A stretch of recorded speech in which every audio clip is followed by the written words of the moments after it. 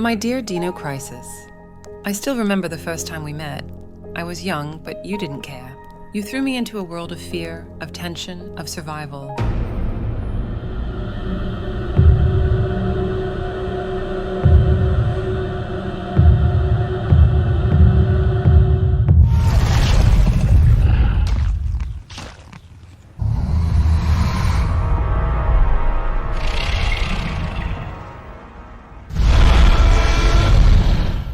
You taught me that silence was never truly safe, that shadows could hide nightmares, and that the sound of heavy footsteps meant something far worse than I could ever imagine. You made my heart race, my palms sweat, and my mind sharpen. You weren't just a game, you were a test of courage.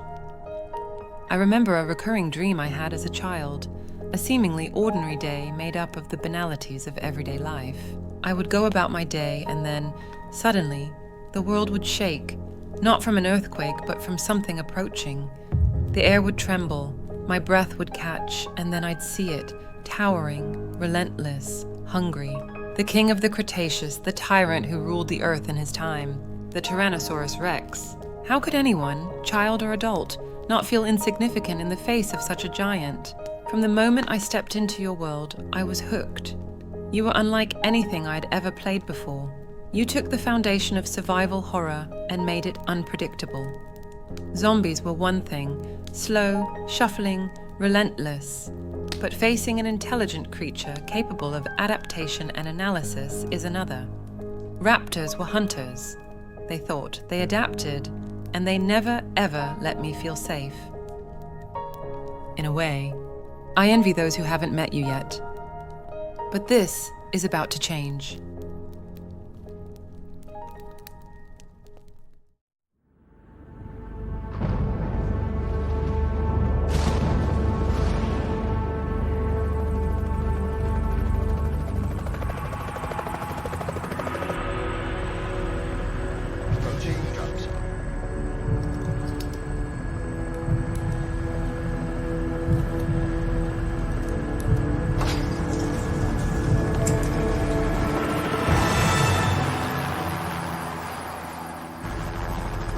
Feels like we've got a little turbulence. Once you hit the ground, head straight to the designated convergence point. Got it?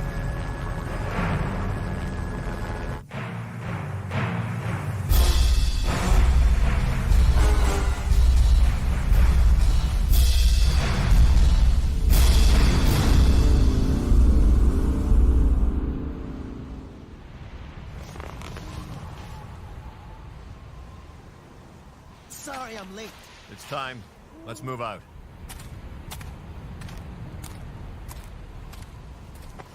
What about Cooper? Forget him. Time's up. Wait! Wait!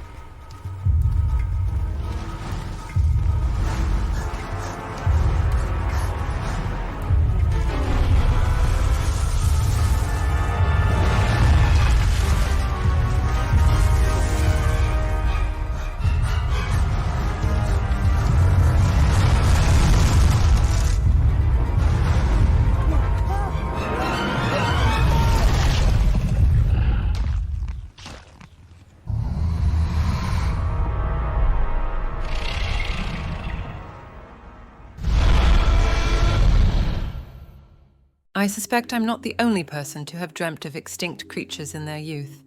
Yes, cinema has an impact on us and on our dreams.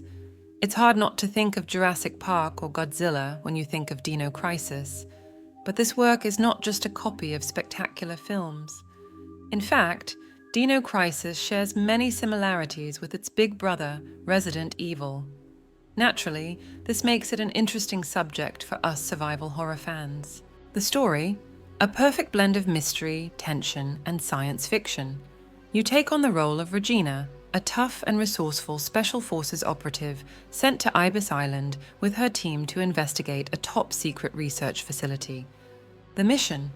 To locate Dr. Kirk, a brilliant but elusive scientist believed to be dead, only to discover that he is very much alive and at the center of something far more dangerous than expected.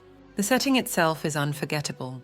A cold, sterile, high-tech facility, eerily abandoned but still humming with life. Something went terribly wrong here. The bloodstains on the walls, the scattered notes detailing bizarre anomalies, the security recordings capturing the last moments of doomed scientists, all hint at a disaster beyond human comprehension. And then, there are the dinosaurs. They aren't supposed to be here. They aren't supposed to exist. But thanks to Dr. Kirk's reckless experiments with third energy, the very fabric of time and space has been torn apart, pulling prehistoric creatures into the present. Now, Regina and her team aren't just trying to complete their mission, they're trying to survive.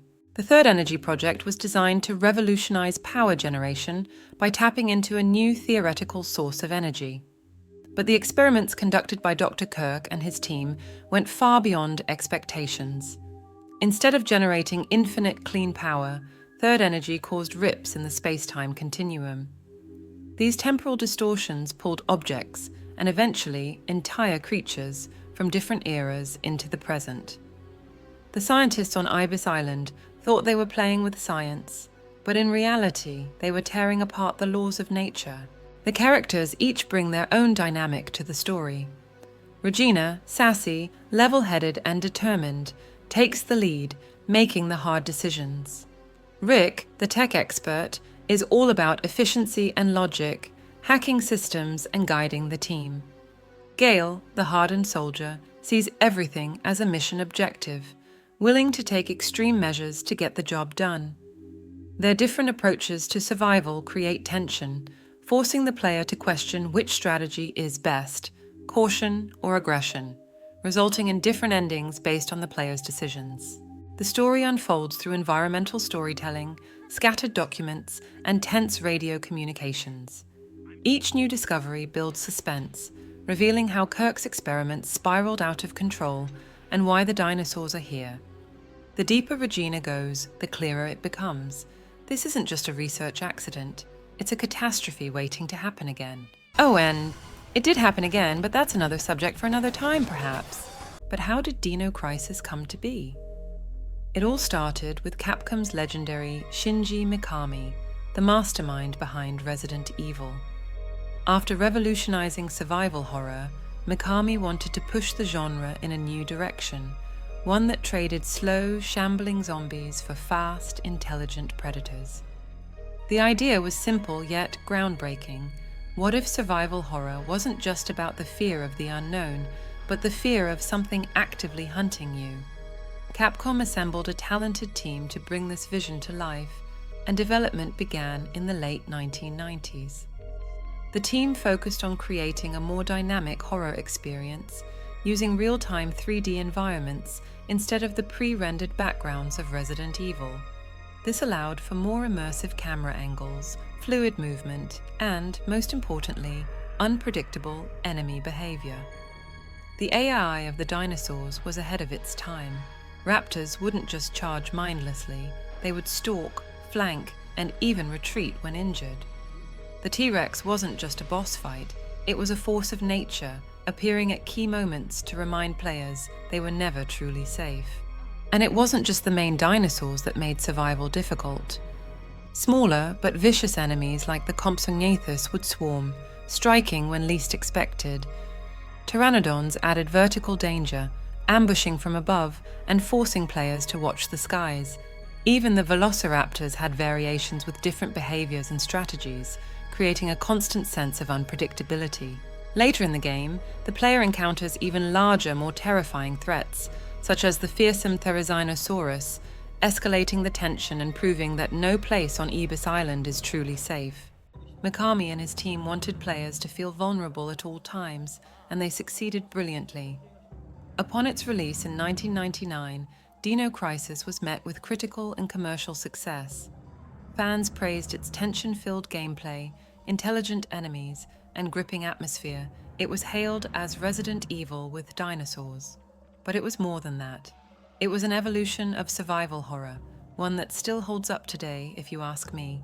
Upon its release in 1999, Dino Crisis was met with critical and commercial success. Fans praised its tension-filled gameplay, intelligent enemies, and gripping atmosphere. Combat is rarely the right approach, forcing players to flee or use their environment to slow the progress of the dinosaurs. Even today, Dino Crisis holds up. Its tension, its mechanics, its heart-pounding encounters, they still work. It's not just nostalgia, it's proof that true survival horror is timeless. And that's why we can't forget you. Fans still talk about you, still replay you, still hope for your return.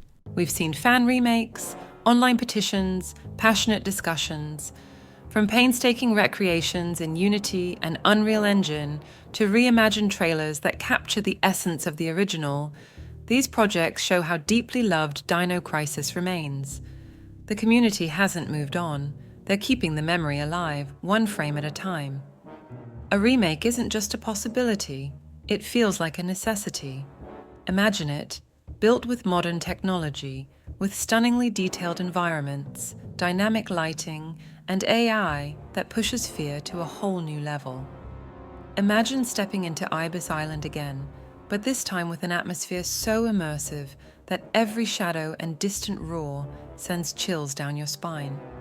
Capcom has done it before, with Resident Evil 2, 3, and 4.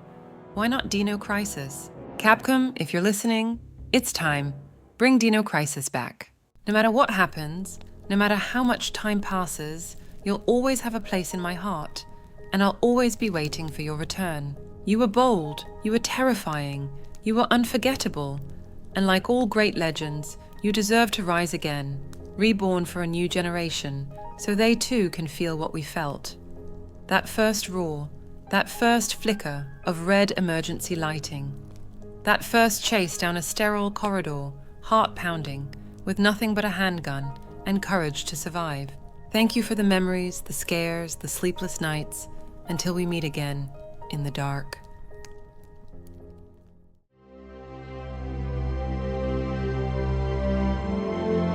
And that's all for this dive into Dino Crisis, a classic that clearly deserves its place alongside the greats of the survival horror pantheon.